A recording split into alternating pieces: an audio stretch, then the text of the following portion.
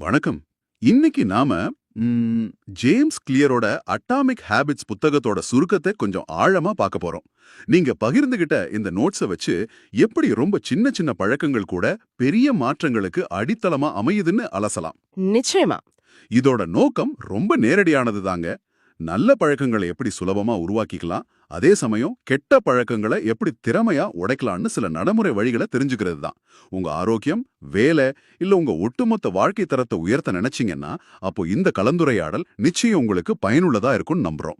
ஆமா, இதுல ரொம்ப முக்கியமான ஒரு கருத்து இருக்கு. தினமும் வெறும் 1% முன்னேற்றம் செஞ்சா போதும், அதோட கூட்டு விளைவு, அந்த காம்பவுண்டிங் எஃபெக்ட் காலப்போக்குல ஒரு பெரிய தாக்கத்தை ஏற்படுத்தும். ஓஹோ. இதுக்கு பிரிட்டிஷ் சைக்கிளிங் டீமோட கதை ஒரு அருமையான உதாரணம். அத பத்தி பேசலாம். இது வெறும் மன உறுதி இல்ல மோட்டிவேஷன் பத்தின விஷயம் மட்டும் இல்ல.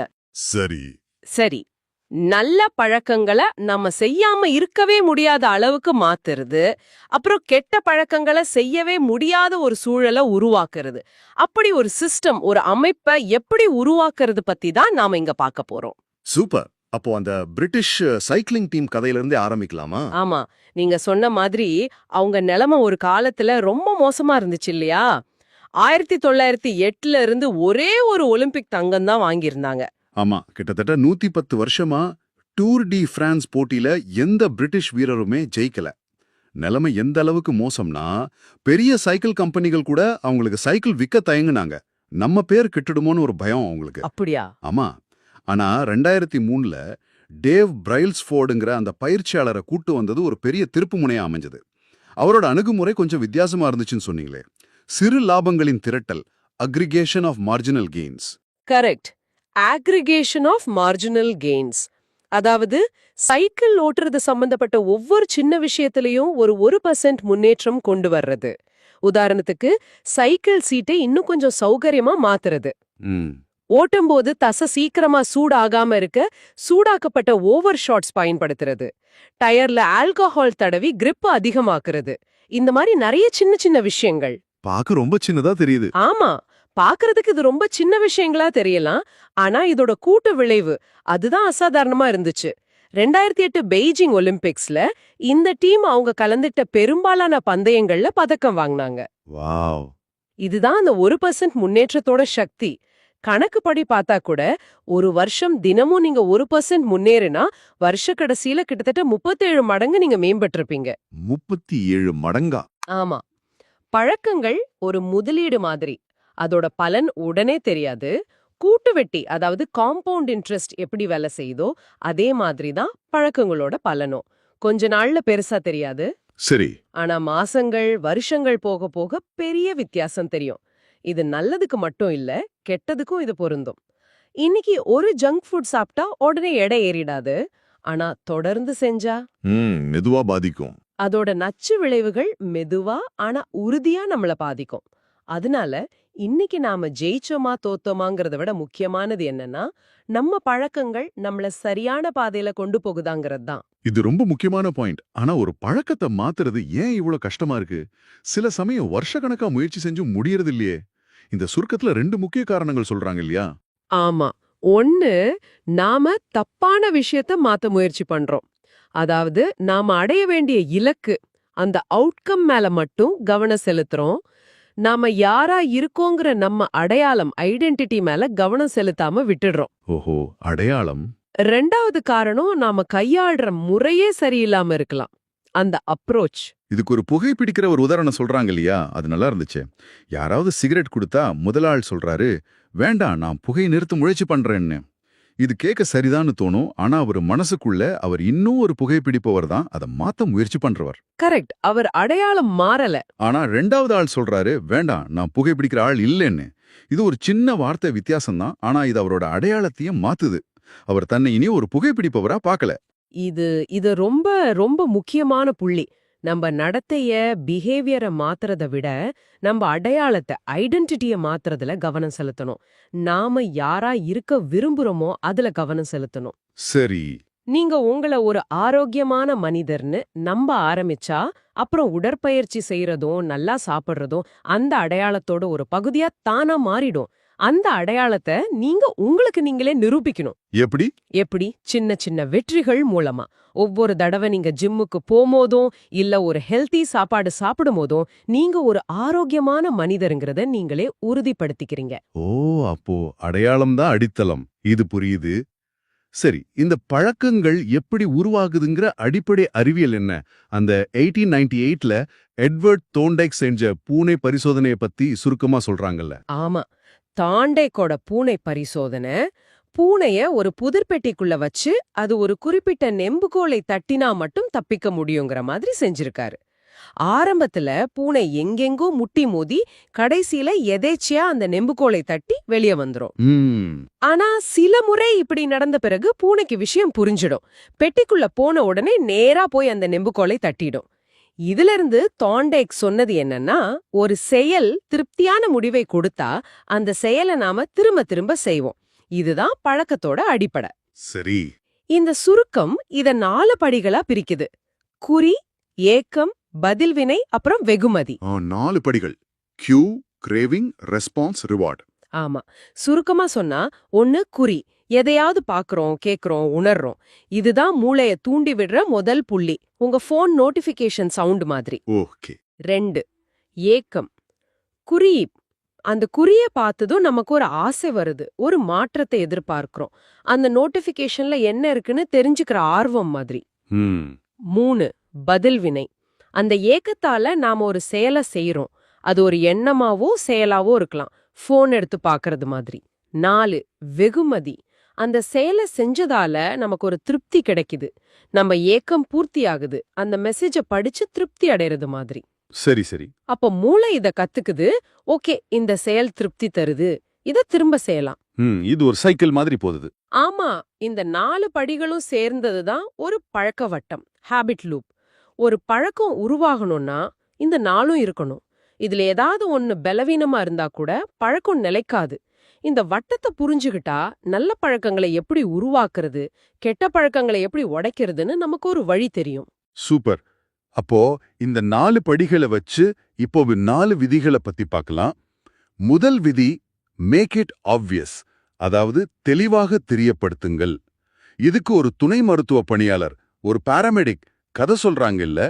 அவர் ஒரு குடும்ப விழாவுக்கு போயிருந்தப்போ அவரோட மாமனாரை பார்த்ததும் ஏதோ சரியில்லைன்னு தோணிருக்கு. ஆமா, பல வருஷ அனுபவத்துல மாரடைப்பு வர்றதுக்கு முன்னாடி முகத்துல தெரியற சில நுட்பமான அறிகுறிகளை அவர் மூளை தானாவே கவனிச்சிருக்கு. உடனே மாமனார ஹாஸ்பிட்டலுக்கு போக சொல்லி வற்புறுத்தியிருக்காரு. அங்கே பார்த்தா இதயத்துக்கு போற முக்கிய ரத்த குழாயில அடைப்பு. அடேங்கப்பா.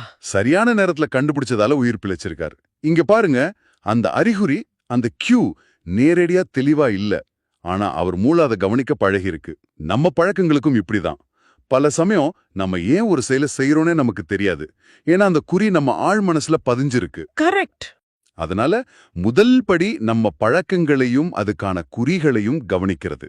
அந்த ஹேபிட் ஸ்கோர் கார்டு மாதிரி ஒன்னு உருவாக்கி நம்ம தினசரி பழக்கங்களை லிஸ்ட் போட்டு அது நல்லதா கெட்டதா சாதாரணமானதான்னு யோசிக்கிறது உதவுன்னு சொல்றாங்க. ஆமா, இந்த தெளிவாக்குறது எவ்வளவு முக்கியம்னு பிரிட்டன்ல 2001ல நடந்த ஒரு உடற்பயிற்சி ஆய்வு தெளிவா காட்டுது. 3 குழுவா பிரிச்சாங்க. முதல் குழு சும்மா எவ்வளவு உடற்பயிற்சி செய்யறாங்கன்னு கண்காணிக்கணும். 2வது குழு அதோட சேர்த்து உடற்பயிற்சியோட நன்மைகள் பத்தியும் படிக்கணும். சரி. 3வது குழு இது 2யும் செஞ்சுட்டு கூடவே எப்போ எங்கே உடற்பயிற்சி செய்ய போறோம்னு ரொம்ப தெளிவா திட்டமிட்டு எழுதணும். அதாவது அடுத்த வாரம் செவ்வாய்க்கிழமை சாயங்காலம் 6 மணிக்கு வீட்டுக்கு பக்கத்துல இருக்கிற பார்க்ல 20 நிமிஷம் நடப்பேன் அப்படின்னு ரொம்ப ஸ்பெசிபிக்கா. ஓகே. Implementation intention. அதேதான், இம்ப்ளிமெண்டேஷன் இன்டென்ஷன். முடிவு ரொம்ப ஆச்சரியமா இருந்துச்சு. முதல் 2 குழுவுல வெறும் 35-38% பேர் தான் வாரத்துக்கு ஒரு தடவையாவது உடற்பயிற்சி செஞ்சாங்க. ஆனா அந்த 3வது குழுவுல 91% பேர். 91%? பெரிய வித்தியாசம். ஆமா, இது என்ன காட்டுதுன்னா பல பேருக்கு ஆர்வம், மோட்டிவேஷன் இல்லாம இல்ல, தெளிவு, கிளாரிட்டி தான் இல்ல. என்ன செய்யணும், எப்போ செய்யணும், எங்க செய்யணும்னு தெளிவா திட்டம் போட்டா அதுவே ஒரு சக்தி வாய்ந்த குறியா கியூவா மாறிடுது. நம்ம மூளைக்கே ஒரு ஜிபிஎஸ் மாதிரி வழிகாட்டுது. இதிலிருந்து சூழலோட முக்கியத்துவமும் புரியுது. நம்ம என்விரான்மெண்ட். அந்த மாசச்சூசெட்ஸ் ஹாஸ்பிட்டல் கேண்டீன் ஆய்வு ரொம்ப சுவாரஸ்யமா இருந்துச்சு. அங்க சோடாவுக்கு பதிலா தண்ணி பாட்டில இன்னும் கொஞ்சம் எளிதா கண்ணுல படுற மாதிரி கை கெட்டுற மாதிரி வச்சாங்க. வேற எதுவுமே மாத்தல. சோடா இன்னும் அங்கேதான் இருந்துச்சு. ஆனா 3 மாசத்துல சோடா விற்பனை 11% குறைஞ்சு தண்ணி விற்பனை 26% அதிகமாயிடுச்சு. ஒரு சின்ன சூழல் மாற்றம், ஆனா பெரிய விளைவு. நம்மள சுத்தி என்ன இருக்கோ அது நம்ம முடிவுகளை எவ்வளோ பாதிக்குது பாருங்க. நிச்சயமா நல்ல பழக்கத்துக்கான குறிய கண்ணுல படுற மாதிரி வைக்கணும், கெட்ட பழக்கத்துக்கான குறிய கண்ணை விட்டு மறைக்கணும். இது சுய கட்டுப்பாடு, செல்ஃப் கண்ட்ரோல் பத்தின நம்ம எண்ணத்தையும் மாத்துது. நாம என்ன நினைக்கிறோம், சுய கட்டுப்பாடு அதிகமா இருக்கிறவங்க ஆசைகளை எதிர்த்து போராடுறவங்கன்னு. ஆமா. ஆனா உண்மை என்னன்னா, அவங்க ஆசைகளை தூண்டக்கூடிய சூழ்நிலைகளை தவிர்க்கிறதுல கெட்டிக்காரங்களா இருக்காங்க. வியட்நாம் போர் வீரர்கள் ஹெரோயின் பழக்கத்துக்கு அடிமையான கதை இதுக்கு நல்ல உதாரணம். அங்க போர் சூழல், சக வீரர்கள், எளிதா கிடைச்ச போதைப் பொருள்னு பல தூண்டுதல்கள், பல கியூஸ் இருந்துச்சு. ஓஹோ. பேர் அந்த பழக்கத்திலிருந்து ரொம்ப சுலபமா வெளியே வந்துட்டாங்க. அதனால மன உறுதியை மட்டும் நம்பாம நம்ம சூழல்ல நமக்கு சாதகமா மாத்தி அமைக்கிறது ரொம்ப புத்திசாலித்தனம். இது நல்ல பாயிண்ட். சரி, அடுத்த விதி, மேக் இட் அட்ராக்டிவ். கவர்ச்சிகரமாக ஆக்குங்கள். ஒரு பழக்கத்தை செய்யணுங்கிற ஏக்கத்தை, அந்த கிரேவிங்க அதிகப்படுத்தணும். இதுக்கு அயர்லாந்துல ரோனன் பர்னன் ஒரு இன்ஜினியரிங் மாணவர் செஞ்ச விஷயம் செமையா இருந்துச்சு. அவருக்கு நெட்ஃபிளிக்ஸ் பார்க்க ரொம்ப பிடிக்கும், ஆனா உடற்பயிற்சி செய்யணும்னு தெரியும். ஆமா ஆமா படிச்சேன். என்ன செஞ்சார் தெரியுமா? தன்னோட உடற்பயிற்சி பைக்கை லேப்டாப்போட இணைச்சு ஒரு குறிப்பிட்ட வேகத்துல சைக்கிள் ஓட்டுனா மட்டும் நெட்ஃபிளிக்ஸ் ஓடுற மாதிரி ப்ரோக்ராம் பண்ணிட்டார். பிரில்லியன்ட். இதுக்கு பேரு டெம்டேஷன் பண்ட்லிங்னு சொல்றாங்க. சோதனை கட்டுதல். அதாவது நீங்க செய்ய வேண்டிய ஒரு பிடிக்காத விஷயத்த நீங்க செய்ய விரும்புற ஒரு பிடிச்ச விஷயத்தோட சேர்த்துக்கிறது. இது பிரேமாக்ஸ் கொள்கை மாதிரி தான்.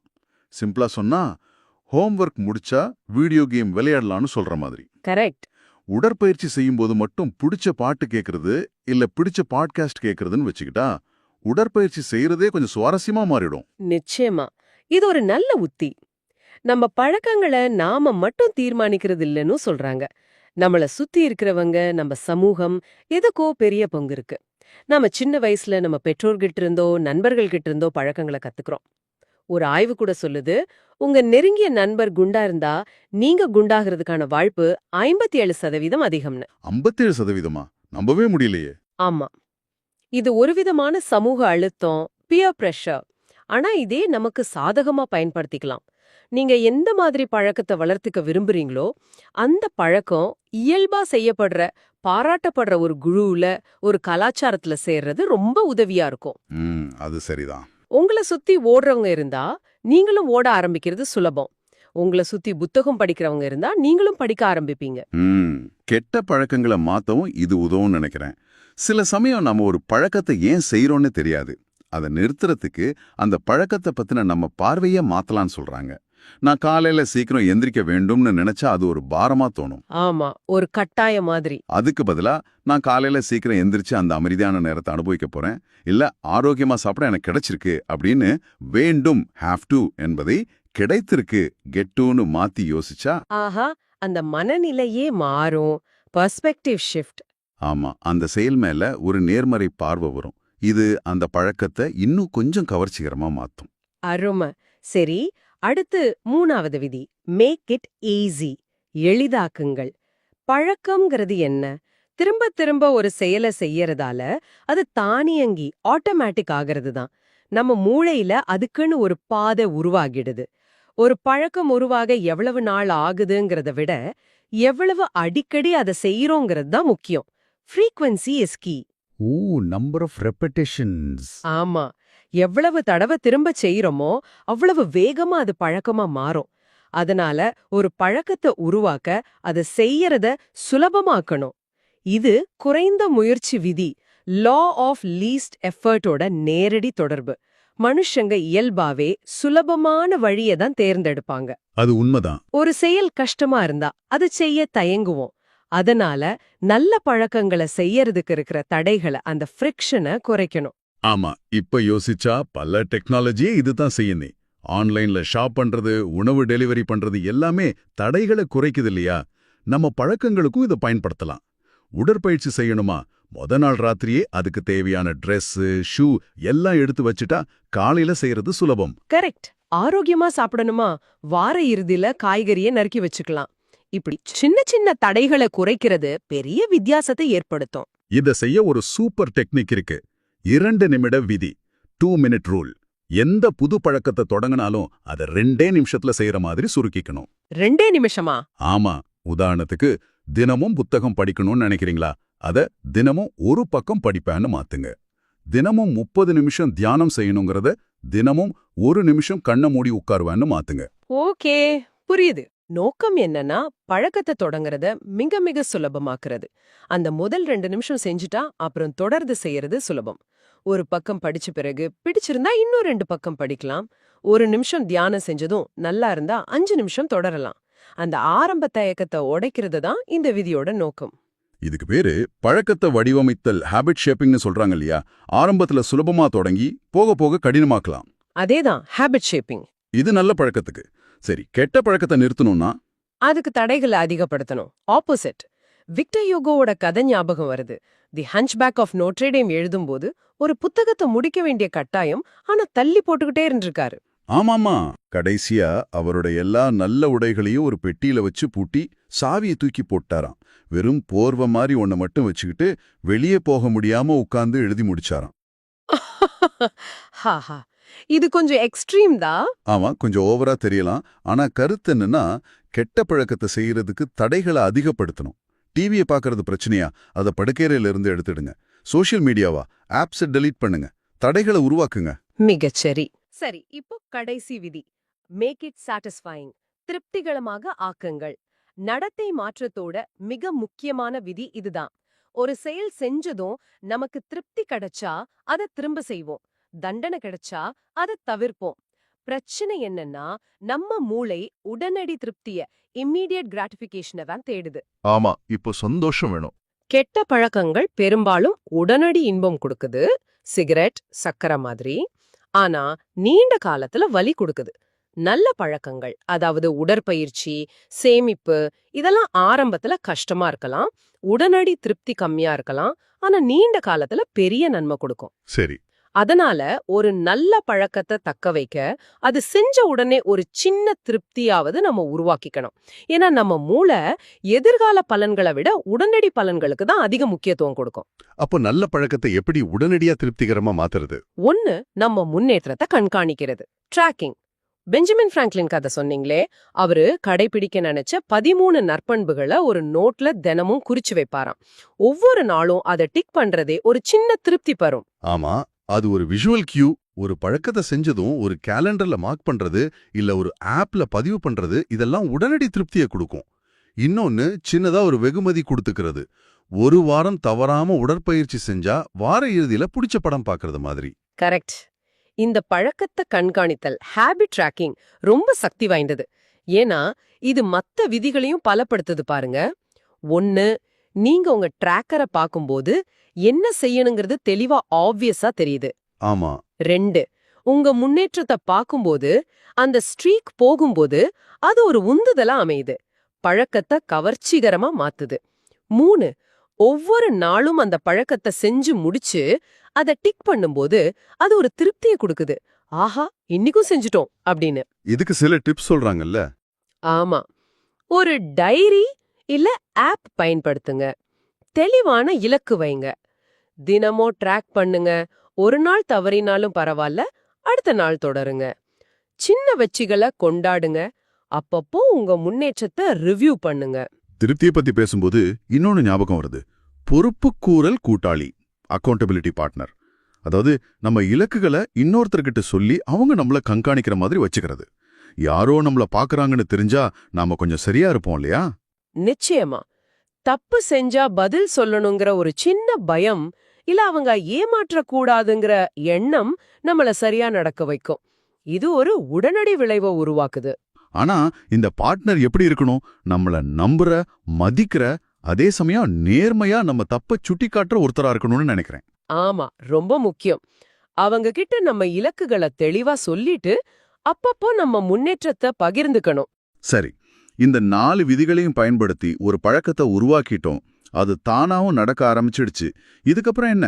இங்கதான் அடுத்த சவால் வருதுன்னு சொல்றாங்க. சலிப்பு, போர்டம். ஆமா, ஆரம்பத்துல ஆர்வமா செஞ்ச ஒரு விஷயம் போக போக பழகி போயிடும், சுவாரஸ்யம் குறைஞ்சிடும். சரி. இங்கதான் தொழில்முறை வல்லுநர்களுக்கும் ப்ரொஃபஷனல்ஸ் சாதாரண ஆட்களுக்கும் வித்தியாசம் வருது. அமெச்சூர்ஸ் எப்ப மூட் இருக்கோ அப்ப செய்வாங்க.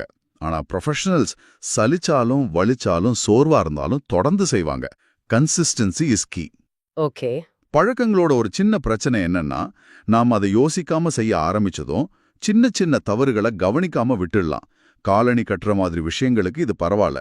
ஆனா ஒரு திறமையில உண்மையாவே சிறந்து விளங்கணும்னா வெறும் பழக்கம் மட்டும் பத்தாது, தொடர்ந்து கத்துக்கிட்டே இருக்கணும், நம்மள நாமளே மேம்படுத்திக்கிட்டே இருக்கணும். அதுக்கு என்ன செய்யணும்? அதுக்கு பேரு வேண்டுமென்றே பயிற்சி செய்தல், டெலிபரேட் பிராக்டிஸ்.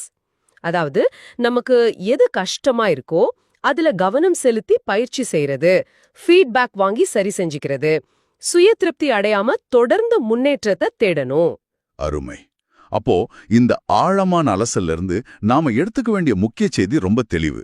சின்ன சின்ன நிலையான அணுப்பழக்கங்கள், அட்டாமிக் ஹேபிட்ஸ் தான் நம்ப முடியாத அளவுக்கு பெரிய விளைவுகளுக்கு வழிவகுக்குது. அந்த 4 விதிகளை தெளிவாக தெரியப்படுத்துங்க, கவர்ச்சிகரமாக ஆக்குங்க, எளிதாக்குங்க, திருப்திகரமாக ஆக்குங்க. இது ஒரு நல்ல கட்டமைப்பு, ஒரு ஃப்ரேம்வொர்க் மாதிரி. ஆமா, கரெக்டா சொன்னீங்க. இலக்குகளை விட செயல்முறையில, ப்ராசஸ்ல கவனம் செலுத்துறது, நம்ம சூழலோட சக்தி, நம்ம அடையாளம், பழக்கங்களை எப்படி வழிநடத்துது, அப்புறம் சலிப்பு வந்தாலும் தொடர்ந்து செய்யறதோட முக்கியத்துவம், இதையெல்லாம் பார்த்தோம். வெற்றிங்கிறது ஒரே நாள்ல வர்றதில்ல, அது சின்ன சின்ன தினசரி முயற்சிகளோட கூட்டுத்தொகை தான். இந்த உரையாடலை முடிக்கிறதுக்கு முன்னாடி உங்ககிட்ட ஒரு கேள்வி கேட்கலாமா? இப்போ பழக்கங்களை கண்காணிக்கிறது எவ்வளவு முக்கியம்னு பார்த்தோம். அந்த 2 நிமிஷ விதியா ஞாபகம் வச்சுக்கோங்க. இன்னைக்கே நீங்க கண்காணிக்க ஆரம்பிக்கக்கூடிய 2 நிமிஷத்துல செய்யக்கூடிய ஒரே ஒரு சின்ன பழக்கம் என்னவா இருக்கும்? நல்ல கேள்வி. அந்த மிகச்சின்ன முதல் படி எது?